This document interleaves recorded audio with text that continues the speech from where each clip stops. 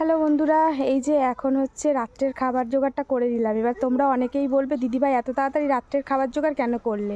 ওই যে কর্তামশাই নাইট ডিউটিতে যায় আর ওকে যেহেতু টিফিন দিতে হয়, তাই ভাবলাম একেবারেই করে নিই। একেবারে রুটি করে নিলাম সবার জন্য, আর রাত্রের আলু পটলের তরকারি করে নিলাম। তো করে টোরে আর এই এক্ষুনি আসলাম। এই যে একদম বাড়ির সামনের দিকে, এটা হচ্ছে আমাদের একদম ফ্রন্ট সাইড। আর তোমরা সবাই জানতে চাইছিলে যে বাড়ির কাজ কত দূর। এই যে পুরো নীলটন অবধি মানে হয়ে এসছে। আর মঙ্গলবার দিনকে মানে আজকে নীলটন ফেলার কথা ছিল, তো মিস্ত্রি আজকে আর ফেলতে পারেনি, কারণ মিস্ত্রি জানালো যে কাঠের সমস্যা। যাই হোক, কাল পরশু পড়তে পারে।